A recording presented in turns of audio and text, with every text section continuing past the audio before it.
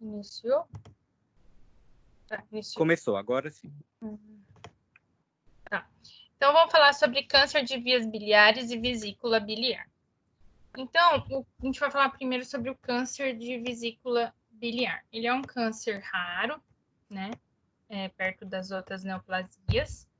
A incidência dele é de 1 para 2 homens e 2 para 2 mulheres. Isso são achados de pacientes submetidos a colecistectomias, né? Que fizeram a análise. Então, toda vez que a gente tira a vesícula dos pacientes, a gente manda para avaliação. A frequência do câncer de vesícula é de 1 a 3%, dependendo da idade, mas mais prevalente em mulheres do que e raro em crianças.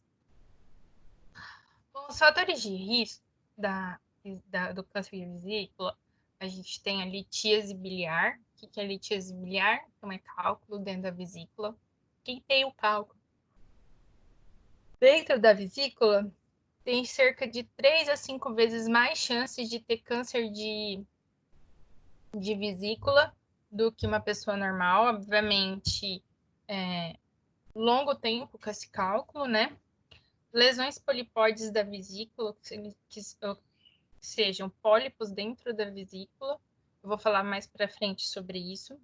Anomalia da junção do cubilho pancreático. Lembrando na embriologia que o pâncreas, ele no início da embriogênese, ele é separado, aí ele vai fazer rotação e ele se junta e forma um ducto único, o pâncreas. Então, quando tem o pâncreas de Visium, que é aquele pâncreas que tem essa anomalia, pode predispor ao câncer de vesícula por conta da questão retrógrada dos líquidos.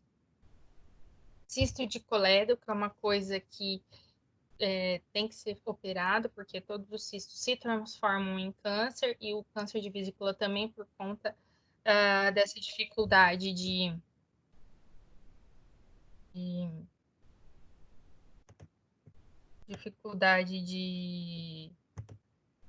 drenagem.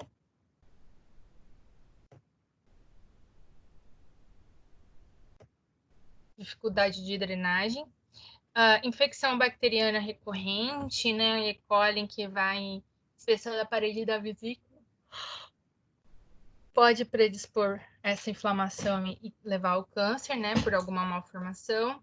Vesícula biliar em porcelana. Adenomiomatose, que são miomas dentro da vesícula biliar. Que é que hoje?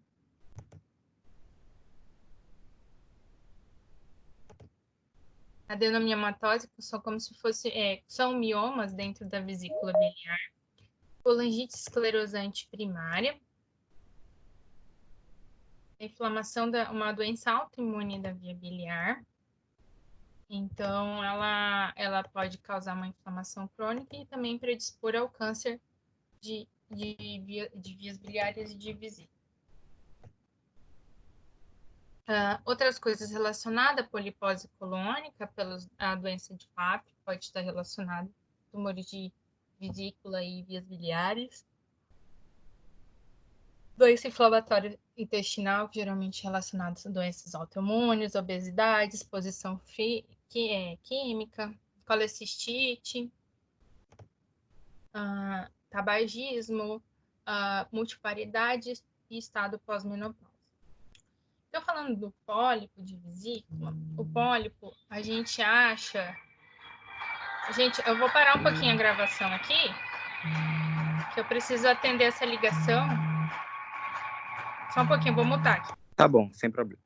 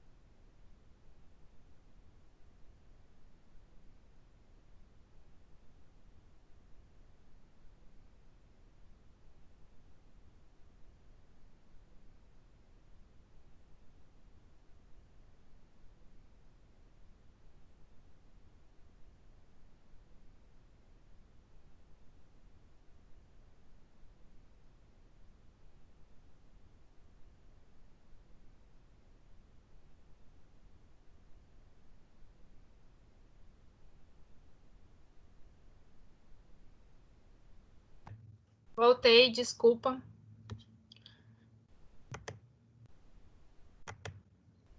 Onde eu estava falando sobre o pólipo, né? Bom, o pólipo, ele funciona da seguinte maneira. O pólipo de vesícula, saiu a. O pólipo de vesícula, o que é? É como se fosse uma. Eu até explico para os pacientes como se fosse uma verruga dentro da vesícula, tá? A gente considera a periculosidade dele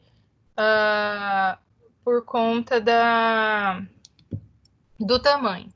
Então, quando as lesões que têm maior potencial maligno, elas são as maiores de 10 milímetros, ou seja, maior de 1 centímetro. Abaixo disso, geralmente os pólipos são pólipos de colesterol, entendeu? É como se fossem pedras, mas que grudasse ali e simulasse pólipos. Então, só que acima desse valor de 1 centímetro, né, igual ou maior que 1 centímetro, ele tem um potencial maligno grande de não ser isso de ser relacionado a colesterol. Então, a gente faz a cirurgia, uma colecistectomia simples nesses pacientes. Se for uma lesão única ou menos de 3 lesões grandes, também a gente tem que interrogar, mas quando é mais de uma lesão também a gente se preocupa.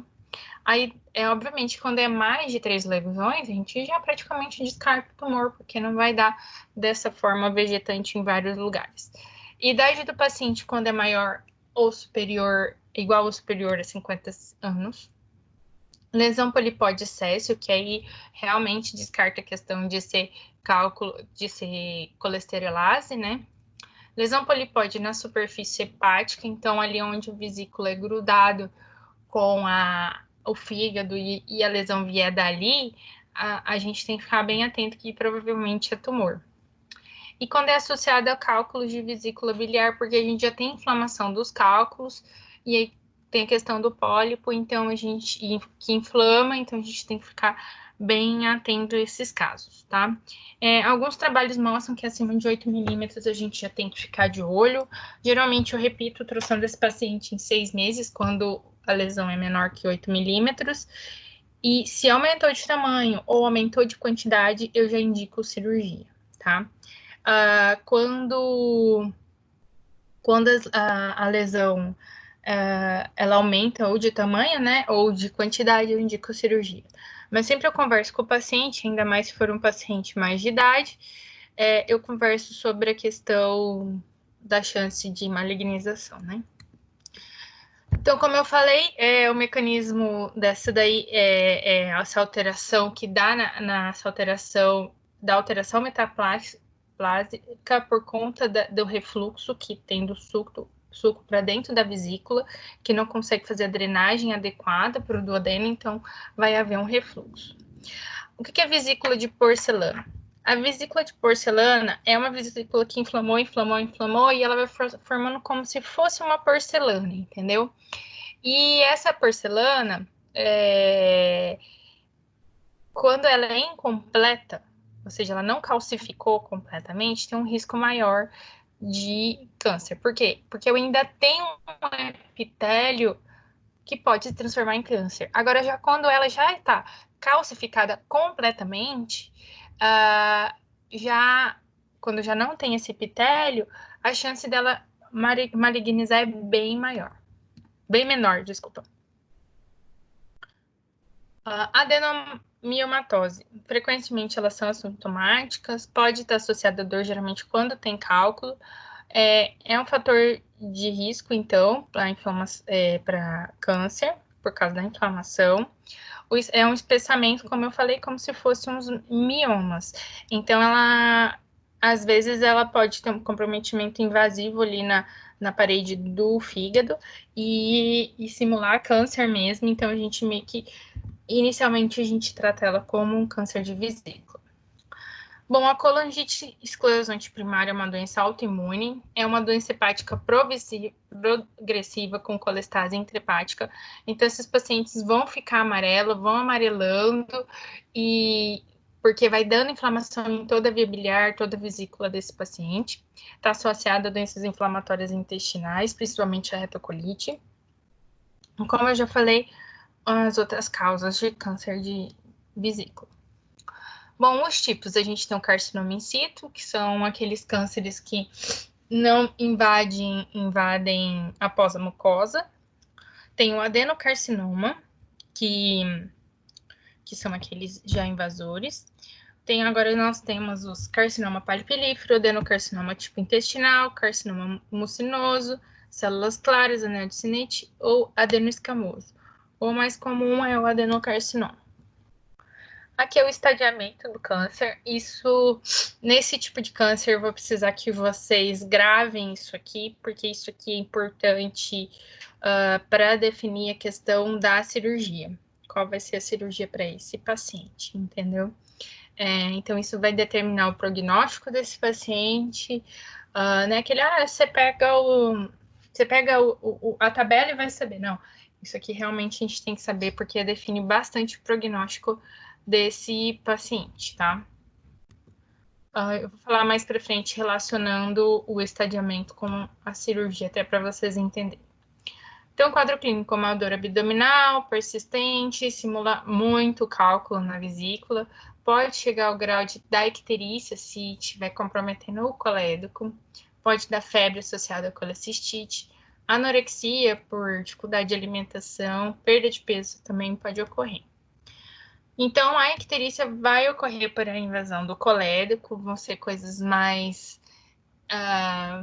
doenças mais invasivas, né? Já vai ser uma coisa maior. A ascite pode ocorrer também nos mais avançados. Adenopatia supraclavicular esquerda. Massa palpável ao toque, a prateleira de Plummer. Obstrução ou fístula do adenal, por conta de necrose. Sangramento gastrointestinal. Hematobelia, também por conta da invasão dos vasos adjacentes.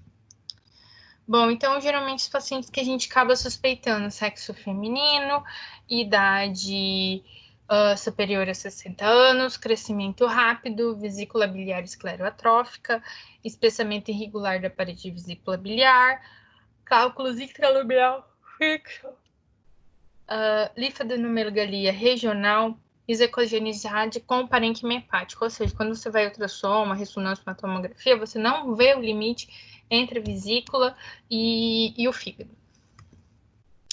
Bom, geralmente, os exames de imagem, geralmente a gente pede um ultrassom, né, porque geralmente vai pensar mais em cálculo de vesícula do que câncer em si. Aí, quando a gente não sabe ou quer avaliar um pólipo melhor, a gente pede uma tomografia, uma ressonância, para caracterizar melhor essas lesões. A ecoendoscopia é uma coisa bem importante para ver a profundidade dessa lesão, se na ressonância não conseguir determinar, ou até para fazer uma biópsia se não for operável. Então, a ecoendoscopia é uma coisa que pode já fazer a biópsia, né? Então, é uma coisa que ajuda bastante a gente. Então, a cirurgia, como eu falei, ela vai depender bastante do estadiamento, tá? Deixa eu ver aqui. Vou voltar aqui no estadiamento. Voltando aqui no estadiamento. Então, quando eu tenho geralmente, quando ela é carcinoma in situ, a gente não tem suspeita no pré-operatório. Então, a gente vai fazer cirurgia de vesícula desse paciente. E aí, na biópsia, vai vir lá carcinoma in situ de vesícula.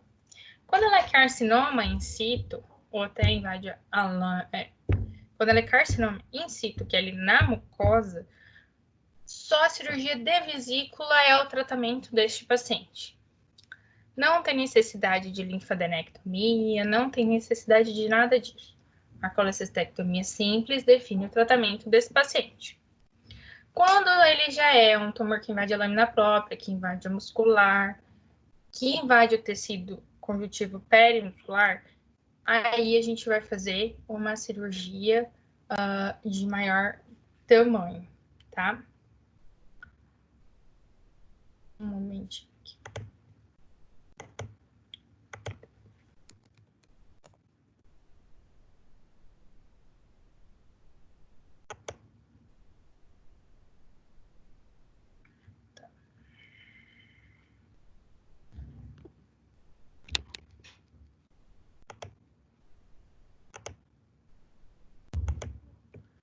Estão vendo o fígado aí?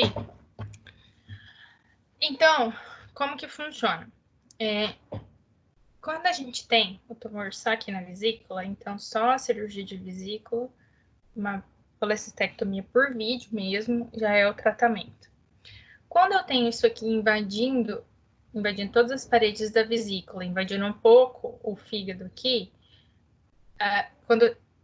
quando eu tenho ela saindo da mucosa, invadindo a lâmina própria, como está aqui na apresentação, que está invadindo a lâmina própria, a camada muscular, ou seja, ela ainda está na vesícula, mas não é mais in situ, a gente faz o que a gente chama de hepatectomia em cunha. Então, a gente tira 2 centímetros de profundidade desse fígado do leito da vesícula, tá? Agora, se a gente tem já um tumor que perfura, tumor perimuscular, que já tem uma invasão hepática, um tumor que invade aqui, a gente vê um infiltrado pela ressonância invadindo aqui. Aí a gente vai fazer uma cirurgia de resistência, que aí a gente vai fazer uma hepatectomia do segmento. Olha, não tô conseguindo aceitar a última coleguinha, Emanuele. Agora foi. Então, a gente vai ter que fazer divisão do fígado. 2, segmento 3, que a gente vai ter na próxima aula. 4A, 4B, o 5, o 6, o 7 e o 8. Na próxima aula, a gente vai ver essa divisão melhor. Mas então, quando a gente tem essa vesícula infiltrando aqui, a gente vai fazer retirada do segmento 5 e do segmento 6. Então, vai tirar toda essa área do fígado.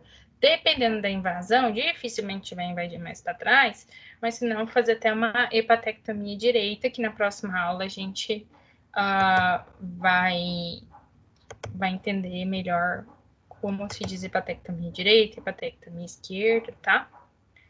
Que eu vou explicar melhor. Então, assim, dependendo do estadiamento, a gente faz diferentes cirurgias, tá? No carcinoma in situ, então, a gente vai tirar só a vesícula por vídeo. As demais podem ser feitas por vídeo também, depende do cirurgião, se ele faz, se ele não faz cirurgias mais complexas por vídeo. Mas, além de fazer essas cirurgias que tiram um pedaço do fígado, tem que fazer a linfadenectomia, que a gente vai descendo ali até o tronco cilíaco.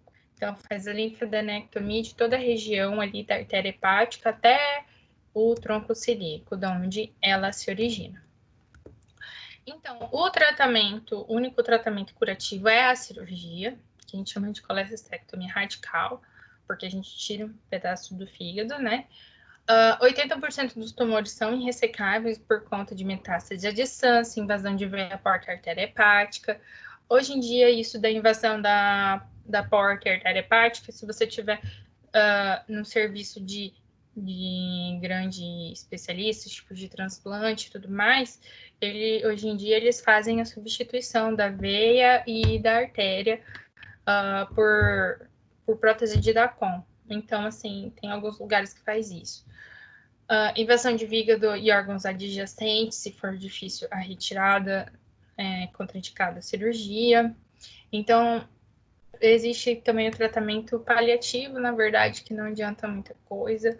Esses pacientes evoluem rapidamente para o óbito, tá? Então é bem complicado. A terapia adjuvante que a gente pode fazer, tá começando alguns trabalhos sobre algumas drogas, tem algumas drogas que podem ser feitas dependendo do subtipo do câncer. Radioterapia é uma coisa que tem se feito para ajudar a diminuir quando é paliativo. Dilatação endoscópica de vias biliares com stent. Os pacientes estão ictéricos e que serão paliativos. E o que a gente discute é a colecistectomia profilática. O que seria isso? É um paciente que tem cálculo na vesícula. Claro que os sintomáticos a gente vai operar, a discussão se a gente opera dos assintomáticos. Se o cálculo tem 3 a 5 vezes mais chances de tornar câncer, e você pega um paciente de 30 anos, se você colocar isso em 20 anos, ele pode ter um câncer de vesícula. Então, talvez isso é a discussão hoje em dia de se fazer colecistectomia profilática. Bom, os tumores de vias biliares. Então, o que são as vias biliares? Quando eu comecei na faculdade, para mim era tudo uma coisa só, vesícula, vias biliares, tá? Quando eu comecei na faculdade. Então, depois que a gente começa a estudar, a gente acha que a vesícula e vias biliares são meio que uma mesma coisa, não é. Elas são órgãos diferentes. Eu falo que o fígado, ele tem 2 órgãos nele mesmo, que seriam os hepatócitos, que é fígado, e ele tem as vias biliares dentro dele, em que são patologias diferentes. Então, quando eu tenho uma doença no fígado é uma coisa, quando eu tenho uma doença nas vias biliares é outra. E quando eu tenho uma doença na vesícula é outra coisa. Então, são órgãos diferentes, né? Mais ou menos na mesma localização. Então, quando eu tenho um fígado, aquela foto anterior que eu mostrei, então a gente tem uma placa hilar, né, que pega naquela onde entra a artéria, a porta e a via biliar dentro do fígado, e a gente vai ter a segmentação do fígado. Então, o fígado esquerdo, a gente tem o ducto hepático 2, o 3 e o 6, o 4, perdão. Do outro lado, a gente tem o 5, o 6, o 7 e o 8. Então, é naquela contagem que eu mostrei para vocês, tá? Na próxima aula também eu simplifico melhor por que o fígado é dessa forma. Variações anatômicas das vias biliares, a gente tem várias. Por isso que existe tanta lesão de via biliar quando fazer uma vesícula, tem que se tomar o cuidado. O normal é aquela que eu mostrei anteriormente. Então, que a gente tem o segmento do 4 saindo do ducto hepático esquerdo, mas pode acontecer esse tipo de alteração. A gente tem os 3 canalículos, tem um aberrante, ou vários entrando no fígado, que não se bifurcam mais lá para que se bifurcam mais precoce. Então, a gente tem que tomar cuidado bastante com essas alterações de vias biliares. Na cirurgia, a gente usa muito a colangiografia intraoperatória por conta disso. Lembrando que as vias biliares são irrigadas pela artéria. O fígado é irrigado pela veia porta, 70% dela. As vias biliares, 100% é irrigado pela artéria hepática, tá? Então, quando se tem uma lesão da artéria hepática, o comprometimento vai se dar nas vias biliares, tá? Isso é importante para quando a gente for estudar a fisiologia, entender as alterações clínicas que esse paciente faz. A via biliar também, ela tem uma diferenciação histológica de um hepatócito, né? Então, a gente tem epitélio colunar simples, lâmina própria, fibra muscular, tecido conjuntivo perimuscular e a serosa, né? E isso a gente vai ver na hora do comprometimento dos tumores. Bom, fisiologicamente, a via biliar vai fazer servir comunicação do fígado, né? Para a passagem da bile até o duodeno. Lembrar que a gente produz cerca de 1000 ml de bile por dia, né? É importante a gente saber a excreção da bile, como que funciona. Gostaria que vocês estudassem sobre a bile e a fisiologia dela, porque isso, para você entender alterações hepáticas, alterações de via biliar, tudo vai ser bem importante, tá? Lembrar que por que a bilirrubina que é direta que é alterada, porque é ela que é eliminada pelo fígado para o duodeno para ser excretada fecal. Então, se a gente não tem isso, a bilirrubina direta, ela é a que sobe. Então, falando em cholangiocarcinoma, é uma neoplasia rara, 2% dos tumores malignos, a incidência de 1 para 2 em 100 mil pacientes nos Estados Unidos, acomete qualquer região da via biliar. Região hilar ocorre 40 a 60%, que é ali antes de bifurcar em hepático direito e hepático esquerdo. A via biliar distal, que é aquela mais perto do pâncreas, o colédoco, ela é intrahepática ou periférica em 10% dos casos. Ele pode ser difuso ou multifocal, que pode dar em todo o fígado. O prognóstico é ruim e a sobrevida é de 6 a 12 meses. Pode ocorrer muito insuficiência hepática e colangite. A colangite geralmente é como o paciente abre os quadros e a gente acaba descobrindo os tumores. Epidemiologia. A gente tem 2 picos entre 30 e 50 anos, mas geralmente entre 50 e 30, e o segundo pico, assim, ele inicia o quadro em 30 e 50 anos, mas aparece mais pra gente com 50 e 70. E o segundo pico na 8ª década de vida. Ocorre mais em homens que em mulheres. Fatores de risco, então, paciente com colangite esclerosante primária, cisto de colédoco, hepatolitise, que é... O que é hepatolitise? É cálculo dentro da via biliar. Anastomose biliodigestiva prévia, ou seja, teve necessidade de anastomose, porque acaba tendo refluxo enteral para dentro do fígado, pode predispor ao câncer.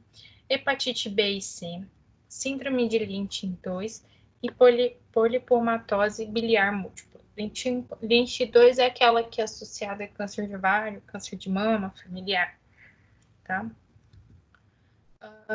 Apresentação clínica. Icterícia em 90% dos casos, bilirrubina sérica maior que 10, geralmente 18, mas maior que 10 a gente já tem desconfiar que é câncer. Colúria, acolia fecal, prurido, bastante pessoas. Dor abdominal constante, hipocôndrio direito, geralmente relacionada com colangite. Fadiga, anorexia, perda ponderal, febre, 20% dos casos, hepatomegalia, massa palpável em hipocôndrio direito e vesícula de Courvoisier, raríssimo por conta do comprometimento, geralmente mais proximal, mais perto do fígado. Então, a bilirrubina a gente pode achar bem alterada, os marcadores de canaliculares, fosfatase, gama-GT vão estar bem alterada. CA19-9 ajuda bastante nesses pacientes para diagnóstico. A ultrassonografia de abdômen. Dilatação de... Quando o câncer... Deixa eu mostrar aqui. Tá. Quando o câncer, ele é aqui, a gente vai ter dilatação para cá, no ultrassom. Quando o câncer é aqui, o colédoco vai estar fino e a dilatação será só intrahepática, tá? Quando a gente tem dilatação ou de um lado ou do outro, a dilatação geralmente é para cima de onde é o tumor, tá? Então,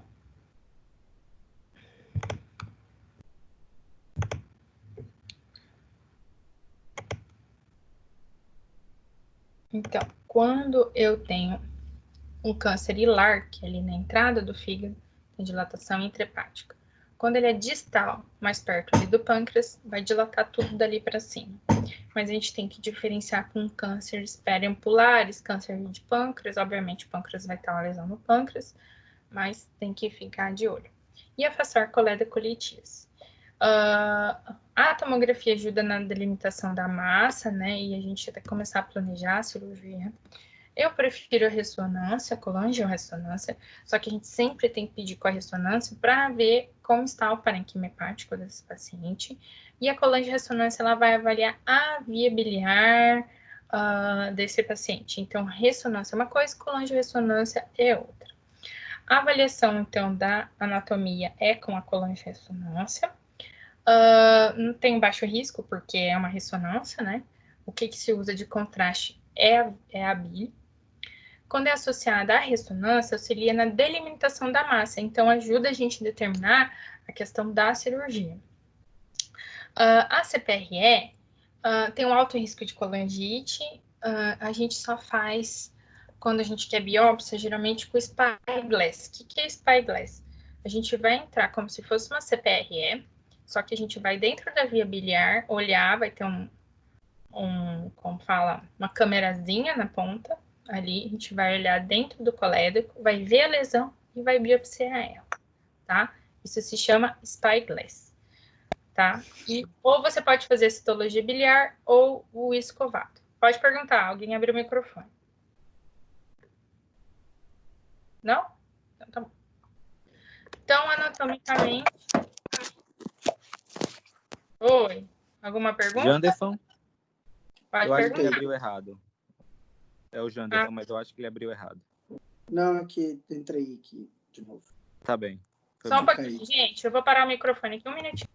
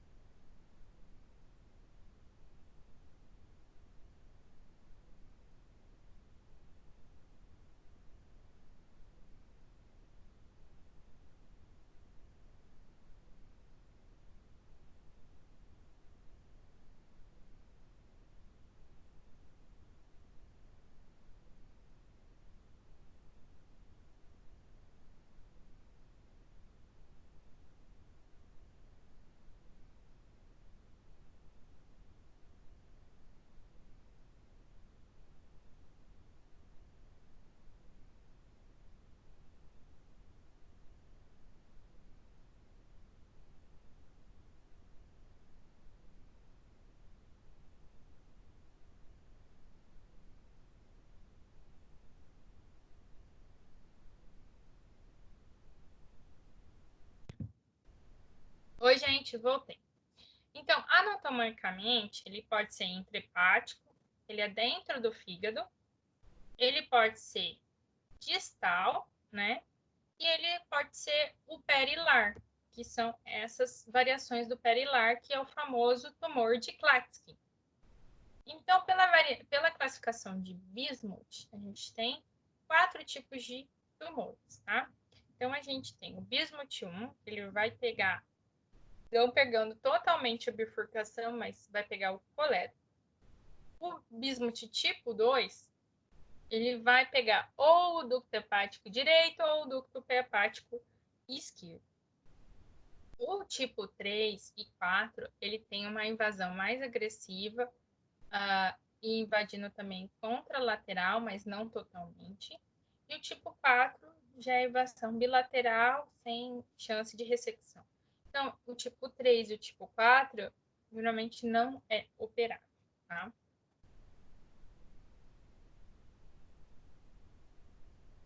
Bom, aqui a gente tem o TNM, esse aqui não tem necessidade de decorar, porque não vai variar a questão da cirurgia.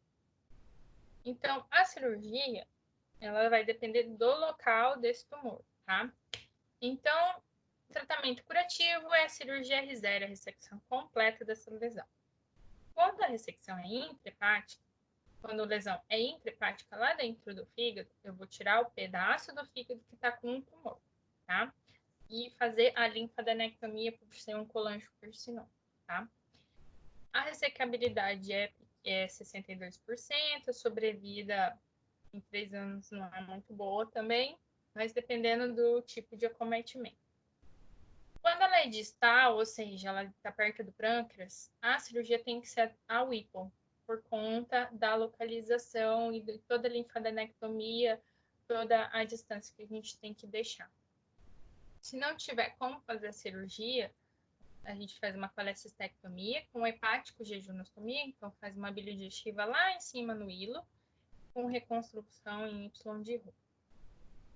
As perilares, que são os nossos tumores de Klatskin, varia de acordo com o tipo que ela é. Então, quando ela é tipo 1 ou tipo 2, a gente faz a ressecção do bloco dos ductos biliares, mais colecistectomia com a margem, ou seja, eu vou entrar dentro do fígado, mais a linfadenectomia e mais a reconstrução em Y de Roux. Então, o que eu vou fazer? Voltando aqui. Então, eu vou retirar isso aqui, isso aqui, isso aqui, isso aqui. E aqui na vesícula, e aqui na vesícula, vou tirar uns 2 centímetros do fio. É uma cirurgia bem grande, tá? A tipo 2, então, ela exige a gente fazer a lobectomia do lado acometido. O que seria isso? Então, aqui, então, eu tenho comprometimento do lado direito. Eu não consigo retirar só aqui. Eu preciso retirar o lobo hepático direito completamente, tá? A vesícula e tudo, e reconstruir com o lado esquerdo. Eu fiz uma cirurgia dessa 10 dias atrás, durou 8 horas e meia de cirurgia, e é a minha favorita. Quando a lesão é cometida para o lado esquerdo, aí a gente faz uma hepatectomia esquerda e a reconstrução com o lado direito.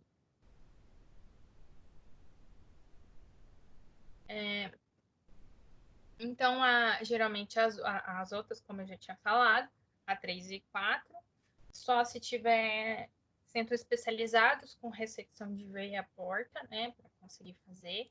Mortalidade cirúrgica dos pacientes é grande e a sobrevida em 5 anos é de 50%.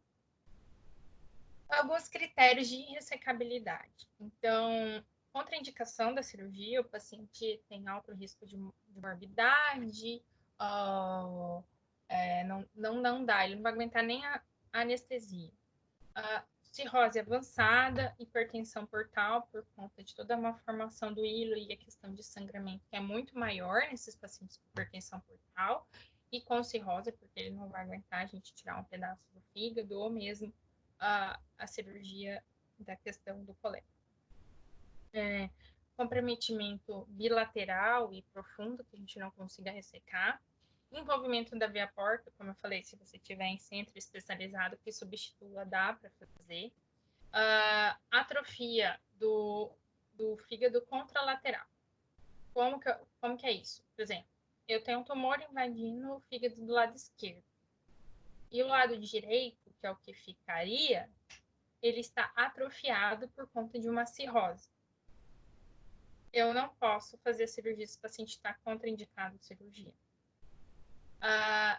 Por exemplo, o outro, atrofia do lobo contralateral que está comprometimento da veia.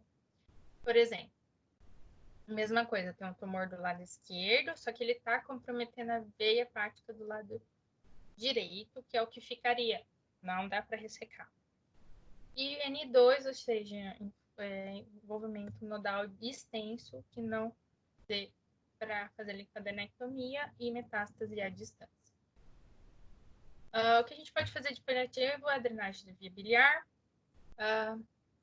indicações, colangite, prurido refratário, que a gente não melhora com medicações, geralmente eu uso o Ursacol para essa bile ficar mais fluida e tentar diminuir esse prurido.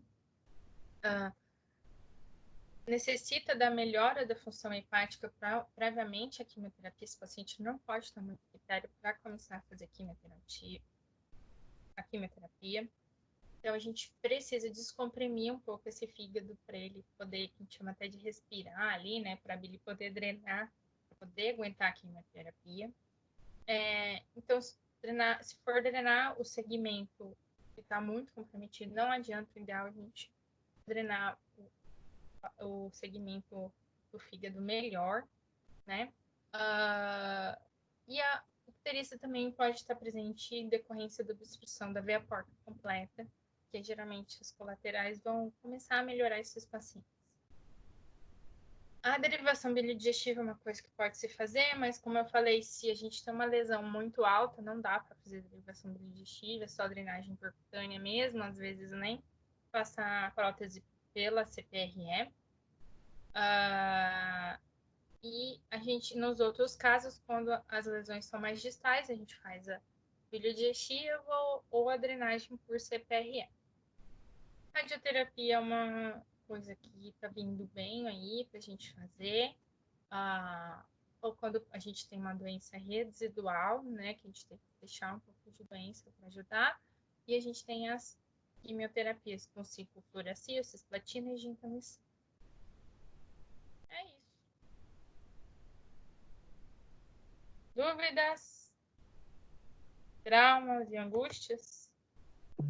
Angústias, mas agora não. Só isso. Facinho, gente.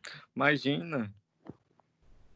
Só um pouco. Professor, eu tenho uma dúvida só. Pode.